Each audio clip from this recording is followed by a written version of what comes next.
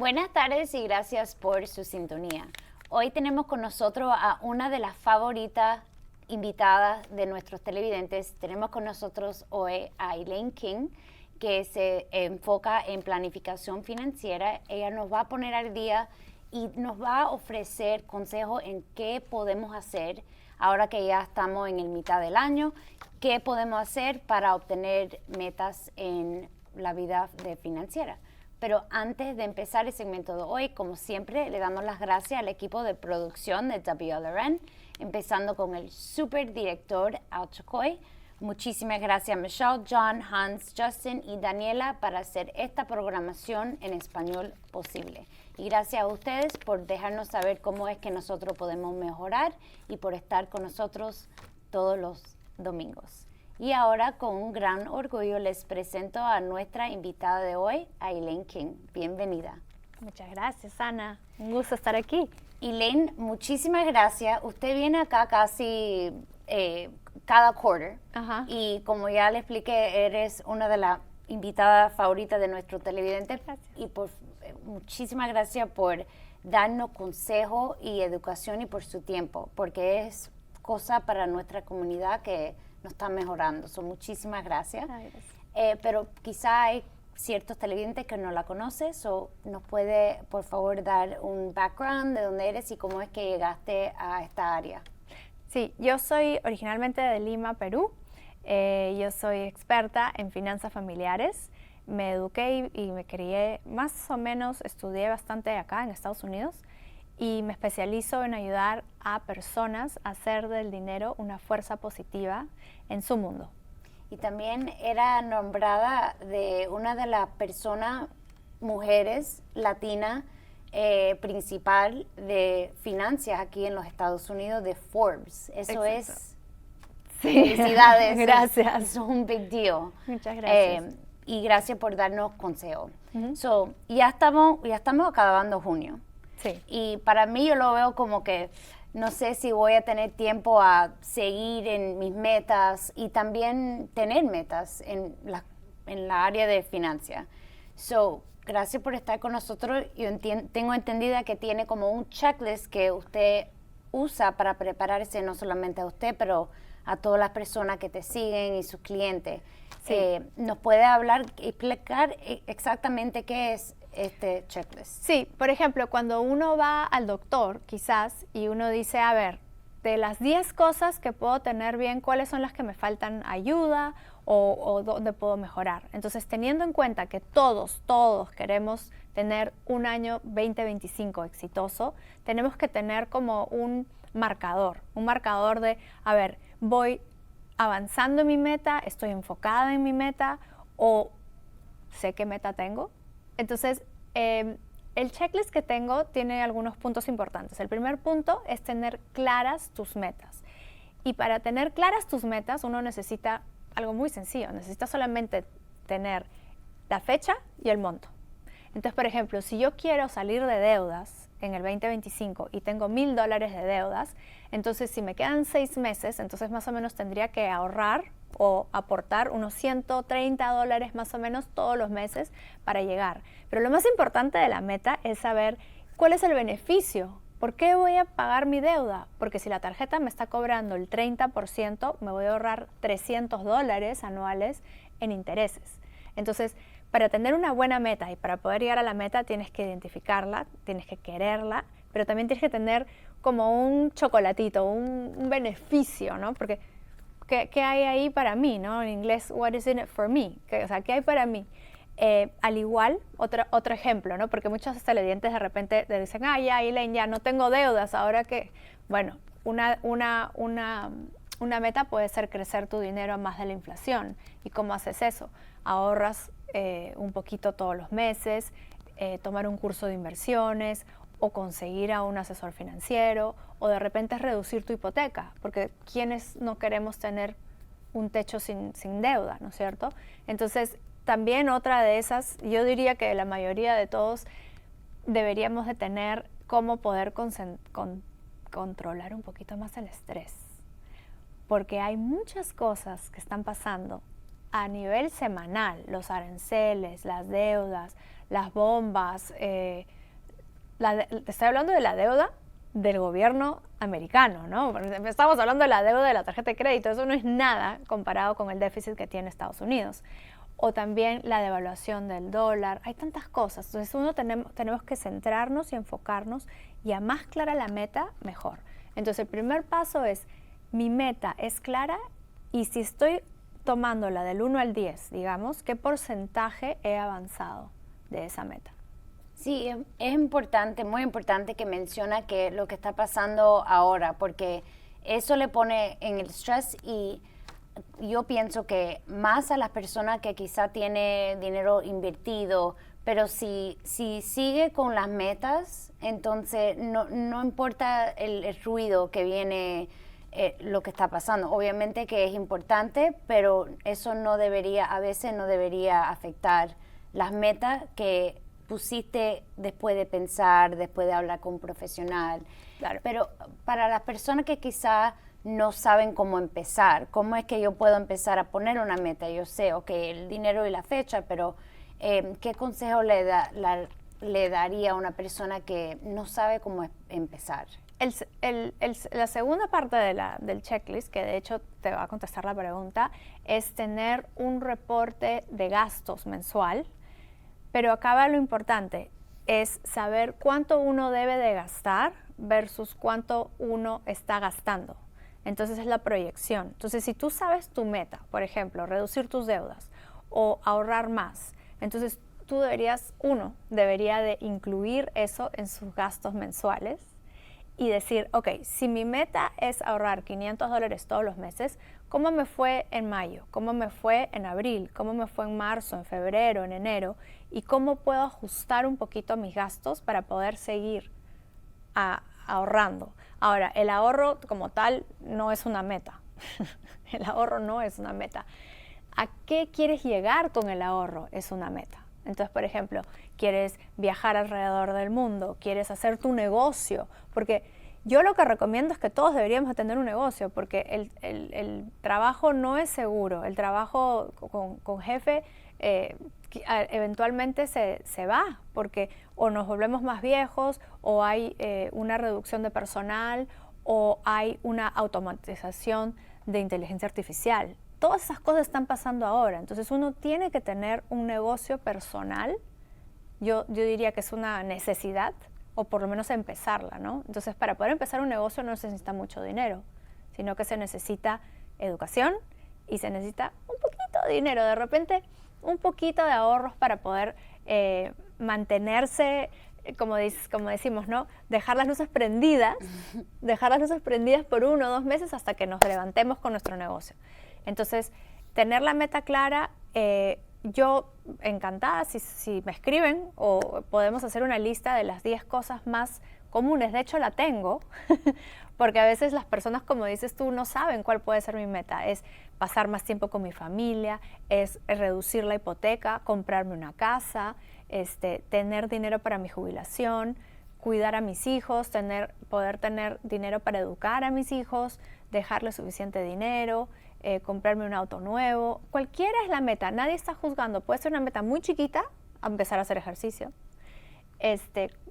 pero todo tiene un componente financiero. Porque si yo voy a empezar a hacer ejercicio, ¿qué voy a dejar de hacer? ¿Trabajar? ¿O qué voy a dejar de hacer? ¿Cocinar? Entonces, si voy a dejar de hacer ese tipo de cosas, tengo que tener la meta de cómo reemplazarlas sin que mi bolsillo sufra en el camino. Sí, pero es muy increíble ese ejemplo que usaste, porque a veces la persona dice, bueno, mi meta es yo quiero ahorrar $100, pero como mencionaste, ahorrando no es la meta. La meta es qué quieres hacer con ese dinero. Teniendo una razón, yo pienso que es importante, porque eso te pone como accountable, Sí. te sigue como enfocada, Sí. en ciertas cosas. Pero es cómico porque también, usando su ejemplo del gym, quizá quiere perder ciertas libras. ¿Cómo lo va a hacer? ¿Va a entrar en un gimnasio? ¿Va a tomar clase? ¿Cuánto te va a costar? Sí. Pero a la misma vez es que el dinero sí siempre está involucrado, porque si a la misma vez quiere agregar no solamente salud, pero también voy a estar más social y voy a quizá especializar en, no sé, yoga o jiu-jitsu. Pero todas esas cosas son cosas que te están mejorando, pero necesita metas y necesita a veces dinero por esas cosas. Y lo de las metas, Ana, es importante tenerlo apuntado en todos lados. Yo, por ejemplo, tengo un cuaderno al lado de mi cama. Antes de dormir, yo lo apunto. En la mañana, cuando me despierto, lo apunto. Cuando estoy planeando mi mes, ya está terminando el mes, apunto cuál es mi meta para julio. Y no necesariamente tienen que ser muchas metas, porque hay personas que te dicen, sí, sueña en grande, haz todas tus metas. Muchas metas no es bueno tampoco. El cerebro solamente aguanta 3 a la vez. Y puede ser, por ejemplo, como la que tengo yo, ¿no? Es crecer el negocio, pero no es crecerlo en un mes, sino es pausadamente, ¿cuánto quiero crecerlo en 12 meses y dividirlo entre 12? Es lo mismo que reducir tu deuda. Entonces, el tercero es el enemigo más grande de las finanzas saludables es la deuda negativa. Y para eso quería usar un ejemplo de un auto, ¿no? Entonces, por ejemplo, cuando uno se compra un auto, porque claro, ahora lo de los aranceles, van a ver aranceles, todo el mundo cómprese un auto nuevo. No. Si uno se compra un auto nuevo, ¿qué pasa? Se devalúa hasta un 20% en los primeros años. Y si tú sacas un auto nuevo a financiamiento y el interés ahora está alto, entonces si te dan un interés de 10% y tu auto se devalúa 20%, ¿qué pasa en 2 años? Tú tienes un auto que vale 20% menos, o sea, si costaba, no sé, por decir algo, $10,000, ahora vale 8 y tú debes todavía 9 o 10. Entonces, esa es una deuda mala, porque esa deuda te aguanta de crecer. Ahora, si tú me dices, no, Elaine, yo soy, no sé, chofer de Uber, o yo necesito mi carro para hacer deliveries porque de eso vivo, ok, pero ¿te necesitabas un carro nuevo? De repente no. Entonces, eso es importante. Muchas personas me dicen, ¿cómo puedo tener libertad financiera? Uno de los pasos para tener libertad financiera es deshacerse de esa deuda negativa. Esa deuda que todavía estás pagando las vacaciones de hace 3 años cuando, o sea, todavía tienes el saldo de las vacaciones de 3 años. Una deuda positiva es, por ejemplo, la educación, una casita, un terreno que puede crecer, un negocio.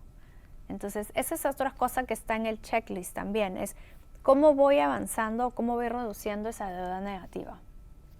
Y entonces vamos a suponer que ya yo soy uno de sus clientes, tengo el checklist y vamos a ir uno por uno.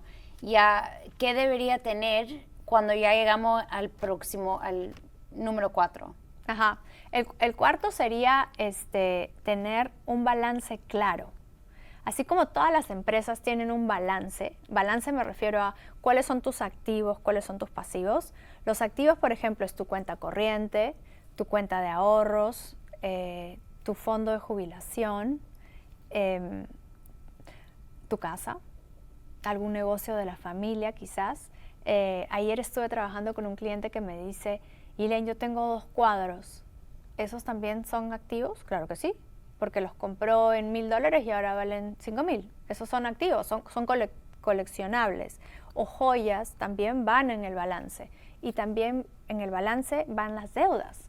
Las deudas, por ejemplo, tu tarjeta de crédito, student loans, préstamos estudiantiles, hipotecas, préstamos de familiares, eso también, tarjetas de crédito.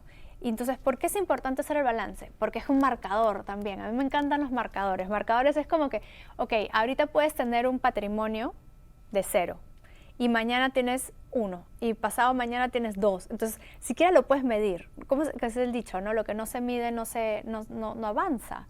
Entonces, el patrimonio neto, yo recomiendo hacer un balance mínimo anualmente y máximo trimestralmente. Yo tengo clientes que les encanta hacer esos balances porque es su competencia de ellos mismos, ¿no? Ellos mismos dicen, si tenía 1.5, ahora tengo 1.6 y después tengo 1.7. Lo importante es crecer y no retroceder. Entonces, si estamos a medio año, ¿cómo va ese balance? Porque ese balance te va a ayudar a generar ingresos. también. No solamente el sueldo te da ingresos, sino que también los activos. Y yo me imagino si tiene todo y lo está anotando y tiene data, hasta puede predecir exactamente dónde debería estar, o si está haciendo mejor, o si quizá tiene que cambiar el plan a ver cómo vamos a avanzar. Claro. Y eso, en realidad, eso es lo que es muy importante de revisar todas las metas. Ya que estamos en el próximo paso, ya revisamos todo y vamos a suponer yo estoy creciendo mi negocio, estoy on track. Sí. ¿Qué debería hacer? ¿Qué más? Otra cosa que debería uno hacer, que estamos ahora a mitad de año, es revisar los impuestos. Porque muchas personas esperamos a final de año. Justo esta mañana hablaba con una clienta que me decía, Elaine, vamos a convertir el IRA al Roth. Y me decía, hazme acordar otra vez qué es el Roth. Bueno, el IRA normal y el IRA Roth, la diferencia es que cuando uno pone dinero y el IRA significa Fondo de Jubilación Individual, eso es IRA. Cuando uno pone dinero en eso, y tienes límite de 7,000 este año y 8,000 si tienes más de 50 años. Pones el dinero y puede ser ese dinero deducible, porque ese dinero ya pagó impuestos, ya tributó. Y cuando tienes 73 y medio, sacas ese dinero, pero con impuestos. Entonces el IRS te dice, la casa de impuestos, ¿no? Porque en algunos países es diferente, te dice ya, yo te voy a dejar que pagues menos impuestos al poner el dinero en esta cuentita, pero cuando saques ese dinero te voy a pasar el toll. El toll es el peaje, ¿no? Te voy a cobrar. Pero si tú pones en un Roth, que es un IRA pero es un Roth, vas a poner el dinero después de pagar impuestos, no va a ser deducible, y cuando saques tu dinero y tengas 73 y medio, te va a dejar el IRS sacar ese dinero sin pagar impuestos. Y una pregunta, Elaine, ¿los impuestos que pagan son los impuestos que... De crecimiento. De crecimiento. Depreciación. Va a ser el total de ese año, del total de lo de que... De todos los años. Wow. Entonces, por ejemplo, si ahorita... Eso es una gran diferencia. Es una gran diferencia, porque cuando tienes 35 años, tú pones $10,000. Y cuando tienes 73, esos $10,000, lo más probable, a una tasa de 7% cada 10 años se duplica. Entonces podrías tener $70,000, por ejemplo. Entonces la diferencia entre 70,000 y 10,000 son $60,000. Esos impuestos de crecimiento, si tuvieras un IRA, tienes que pagar esos impuestos al sacarlos. Pero si tienes un Roth, esos 60,000 no tributan. Entonces ahora lo que es bueno, ahora que estamos a mitad de año, ahora es el momento de convertir tu IRA a un Roth, porque lo puedes hacer.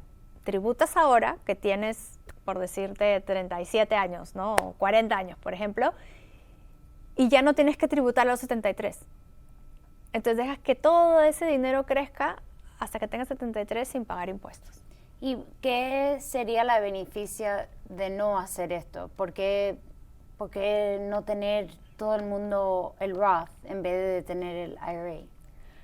Porque hay dos razones. Uno, tendría el IRA de joven porque a veces $3,000, $7,000 hacen gran diferencia a un mes. No puedes. Y la otra es que a veces, por ejemplo, cuando uno pierde su trabajo, ya su porcentaje de impuestos ya no es 30 o 20%, sino que es 10%. Por ejemplo, que tú pierdas tu trabajo este año, ya no pagas 20%, pagas 10%, porque no estás ganando ingresos. Este es el año perfecto de convertir tu IRA a Roth, porque entonces ya no vas a tributar tanto. No vale la pena convertir de IRA a Roth cuando estás ganando mucho dinero, porque entonces tendrías que pagar 40% o 30% de impuestos. Ok, ya veo la diferencia. Eso es buenísimo, esos consejos. Sí. Entonces, ¿qué queda más en el checklist? Porque vamos a suponer que ya todos estamos en paso, todos estamos yendo como debería ser. Entonces, si hablamos de impuestos, ahora hablemos de un poco de planes de herencia. Una de las preocupaciones más grandes de los padres es dejar a los hijos no dejarles, o sea, morirse temprano y no dejarles suficiente a los hijos, o no dejarle instrucciones, ¿no? Entonces, lo que se hace con ese balance que yo había hablado, de que tienes un balance o no tienes un balance, es ir paso por paso, título por título. Entonces, por ejemplo, cuenta corriente, a título de esta, de Ana Fernández. ¿Qué pasa con Ana si se muere mañana? O si algo le pasa a Ana. ¿A quién le va esa cuenta corriente? ¿Tiene un beneficiario? ¿Está en un fideicomiso? ¿Está en una empresa? Y si es una empresa, ¿quién es el beneficiario de esa empresa? Entonces, lo que yo les recomiendo sin yo ser abogada, ojo, lo que yo les recomiendo es que vayan a su banco y les hablen a su banco para cambiar el título de la cuenta. Entonces, puedes poner un TOD o un POD, que es transferencia a la muerte, o transfer on death, o payable on death.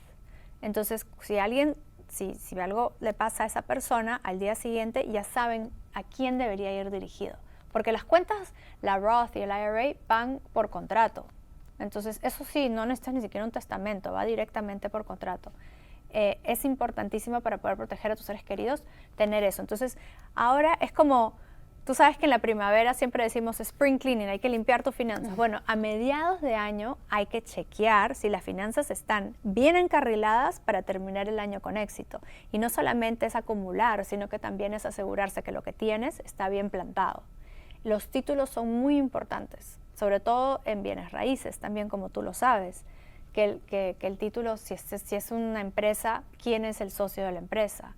Yo ayer estuve con una clienta que me decía, no, la dirección es 123 y es mi esposo y yo. Nos metimos a Sunbees y nos metimos a los títulos y decía 345 la dirección, y decía que su esposo no estaba ahí. Entonces, es sumamente importante hacer este checklist a mitad de año. Sí, y tuvimos la última semana al abogado Kevin Deeb, que nos habló exactamente sobre no solamente tener en orden el testamento, pero también los títulos son muy importantes porque eso lo ayuda a evitar ciertos taxes y los gastos de probate cuando uno se muere. Exacto. Y ese fue el tema, porque él hace planificación patrimonial, pero en realidad usa el real estate, las leyes de bienes raíces, claro, para evitar ciertos gastos en la muerte. Sí. Porque nadie quiere que los hijos van a tener encargado de la deuda y de los taxes. Sí. So, planificando correctamente también es súper importante. Sí, y también en eso hay una regla, creo que de 6 meses, que cuando alguien fallece, el precio de la vivienda es el precio de la muerte, ¿no es cierto? Entonces, por ejemplo, si tú tienes una casa de 100,000 y se muere la mamá cuando la casa valga 600, entonces el precio es 600. Pero si se vende dentro de los 6 meses, se puede ajustar el precio para no tener que pagar impuestos. Wow, eso es buenísimo. Y también, si, como mencionaste, si cambian el título en una manera que se transfiera automáticamente en mi muerte, o también creo que se llama It's Enhanced Life Estate Deed, que es el Lady Bird Deed. Ah, sí. Sí, que eso también ayuda mucho a las personas, porque también en toda esta planificación, los impuestos y esas cosas tenemos que ver todo, porque si no, como mencionaste, lo que le está dejando a los hijos a veces quizá es stress y deuda. Sí. Y quiere evitar eso. Y por eso yo trabajo mucho con finanzas familiares, porque al final uno dice, sí, me morí, ya mañana ya que se las arreglen. No, porque eso le va a afectar a los abuelos, le va a afectar a los tíos, le puede afectar a los primos, le puede afectar a los hermanos, dependiendo de cómo uno deja eso. Sí, exactamente. ¿Y cómo es que nosotros, yo sé que hay muchas cosas en este checklist que no solamente... Faltan las inversiones. Sí, pero si yo quería obtener, por ejemplo, este checklist o un guidance, ¿es posible de obtenerlo? Sí, yo justo lo voy a poner en la página web. Entonces, si uno entra a mi Instagram, que es @ElaineKingFP, puede hacer clic y puede bajar ese checklist, que lo puede hacer en familia o lo puede hacer uno mismo para ver más o menos cómo va avanzando. O también puede entrar a la página web, que es elaineking.com. Sí, porque usted ofrece mucha educación, no solamente en esta programación, pero usted es una autora, un speaker, y ofrece mucha educación, y es muy importante porque eso es accesible a las personas que quizá no tienen idea dónde empezar, y un checklist es perfecto porque eso te pone como es como una guía. Y es muy... Sí, y hay que tener mucho cuidado porque ahora hay una campaña muy grande del CFP, que es el Certified Financial Planning Board, contra los finfluencers que están dando mala información en TikTok. Entonces no hay que escuchar consejos de personas que no están certificados. Claro que no, finanzas. y yo entiendo perfectamente, hay profesionales que no son abogados y yo sé que están hablando sobre su experiencia, pero todo el mundo es diferente, las leyes en cada estado son diferentes, la familia, la financiera, todo eso es diferente. Sí. Gracias por mencionar eso también, porque muchas personas están en el social media como si ellos tienen la educación y la experiencia, pero en realidad no. Sí, Eso no todos somos iguales. No, claro que no. Pero Elaine, ya se nos está acabando el tiempo. Si usted tiene algunos consejos o últimas palabras para nuestros televidentes. Sí, claro. En estas épocas volátiles y un poco difíciles, a veces hay mucha incertidumbre, no cambien su ruta de plan. Su plan de vida es única, es de ustedes. Si tienen algún consejo, como dice Ana, a profesionales, pero no interrumpan su vida por lo que están viendo en las noticias. Enfóquense y sigan adelante, que todos podemos avanzar con eso. Bueno, muchísimas gracias, Elaine, y a ustedes hasta la próxima semana.